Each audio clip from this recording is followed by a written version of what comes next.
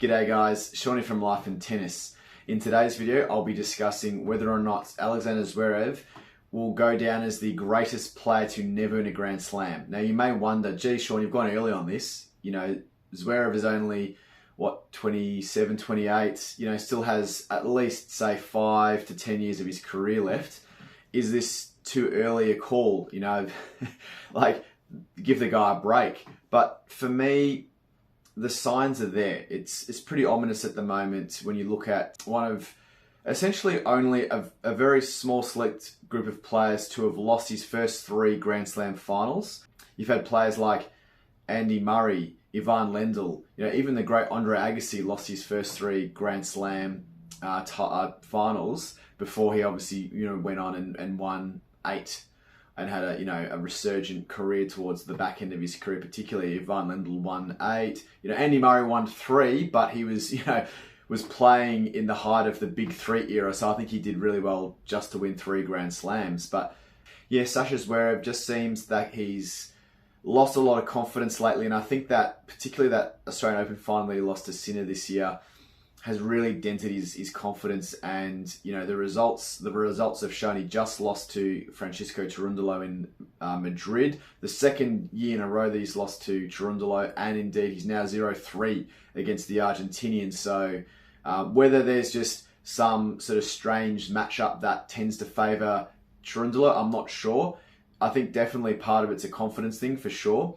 But yeah, Zverev hasn't been in the best form since he's lost to Sinner in that Australian Open final, and particularly the fact that Sinner's been out for 3 months for the doping suspension. He hasn't capitalised on his opportunity to take the world #1 crown and also, win a number of tournaments in Sinner's absence. And well, you could say that about a lot of players, but particularly someone like Zverev, who you'd say is behind Sinner and Alcaraz, and obviously putting Novak to one side, is arguably the 3rd or 4th best player on tour, or has had the most potential to win a Grand Slam beyond those other players that I mentioned. So yeah, it's like I said, the signs are ominous at the moment, and there's 2 statistics that could work for him or against him when it comes to Grand Slam finals, and whether a player will go down as who goes down as the best player to have never won a Grand Slam. One of them is just sheer volume of just making finals and not winning. Okay, so that's the first point. The second point is, I guess, just the pure talent argument. So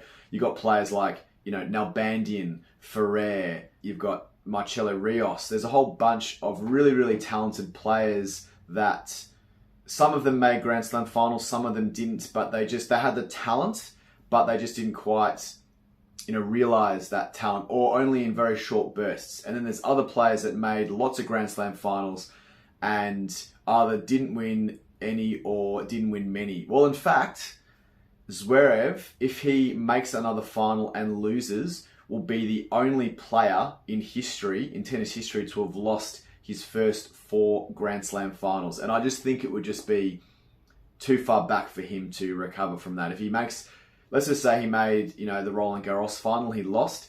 I just don't see a road back for Zverev. That might sound a little bit harsh, but just could you imagine what toll that would take on you mentally as a player, that you're good enough to make these finals, but you just cannot get over the line. There's always one player that's just that slight bit better. I actually think Zverev's best chance to win was that US Open in 2020. He was 2 sets to love up, or 2 sets to love, or 2 sets to 1 up at least, against Dominic Thiem.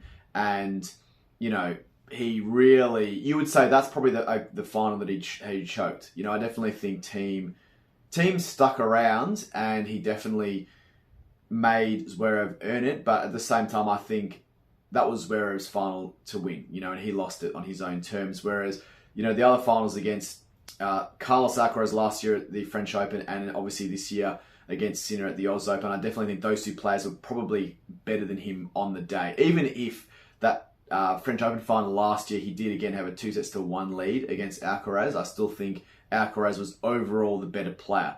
I don't necessarily think that Zverev blew that final by any means. But so I guess going back to what I said earlier about the statistic that could work for or against Zverev, is if he makes another Grand Slam final, as I mentioned before, there's never been a player that's lost 4 Grand Slam finals in a row. So every other player that's made 4 Grand Slam finals has won the 4th one. So as I mentioned, there's players like Andy Murray, Andre Agassi, Ivan Lendl. There are a few other notable mentions as well, which I'll put in the comments below. I actually did write an article about this, about Zverev being potentially the greatest player to never win a Grand Slam title on the First Serve website, which I'll put in a link in the description below.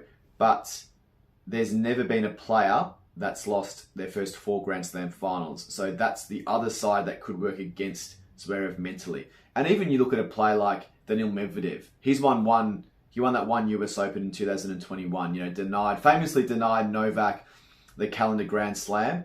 Very famous win.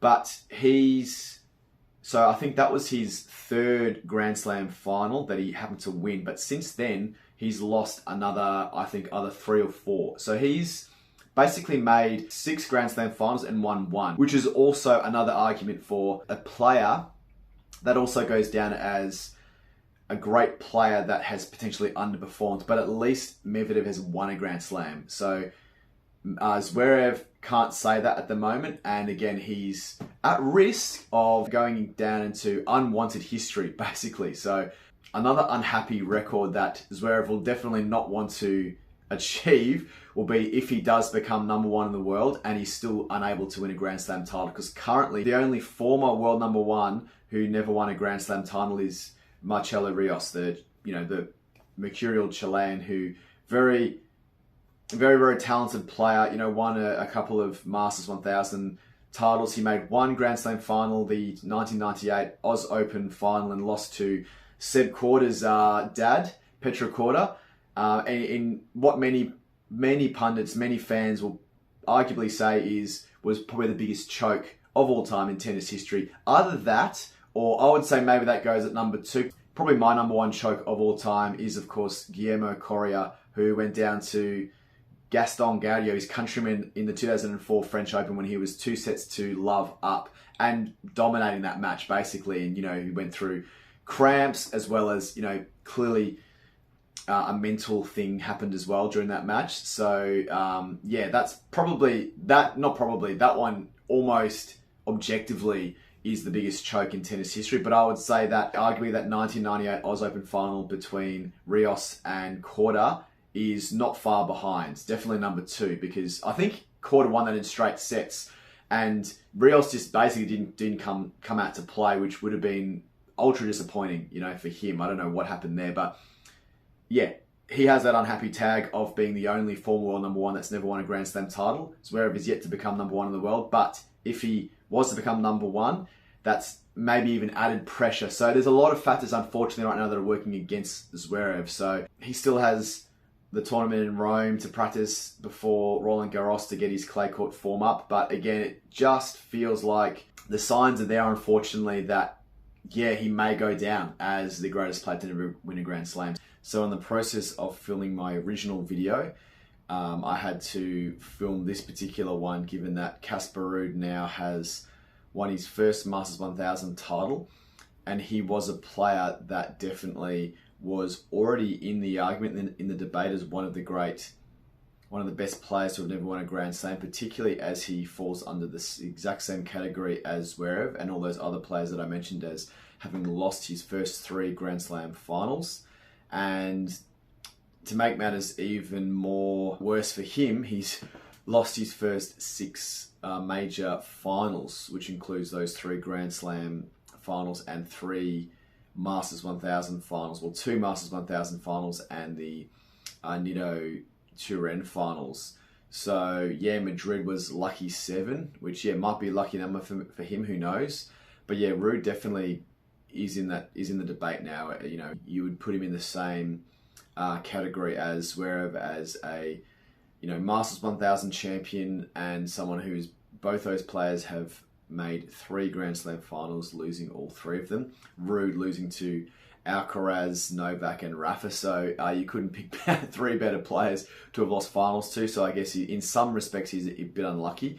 But the 6 finals that he lost before Madrid, he definitely feel like he should have won at least one of those finals. See, Zverev definitely has won, multiple Masters 1000 finals, and I think he's a 22 or 23 time ATP winner. So Yeah, I would argue that Zverev is the better player of the two, talent-wise and just based on his record and just sort of consistency over a long period of time. Plus, he's been able to be pretty consistent on all surfaces. Maybe not as much on grass, but he's still, I wouldn't say he's, like grass is significantly weaker than the other surfaces, but definitely he plays better on, or he has better results on hard court and clay. So whereas Ruud, clay is definitely his big surface. He's had some okay results on hard court. I mean, obviously he's made that US Open final, so that's you can't be an average hard court player to make a US Open final. But you would say that clay has always been his preferred surface.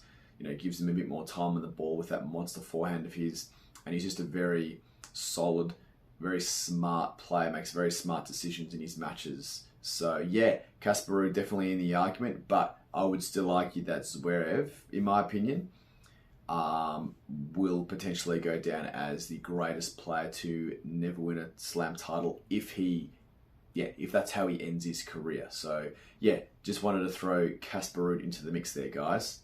But very, very keen to hear what you guys think, whether or not you agree with me, you think Zverev could go down as one of the greatest to never win a Grand Slam, whether you think he's still got time, and what other players you think, would say vie for that title of, great players that never won a Grand Slam. There's so many on the list that I mentioned before, but there's, it's a very interesting debate. So keen to hear what your insights are. But anyway, guys, as always, please like and subscribe for more life and tennis related content.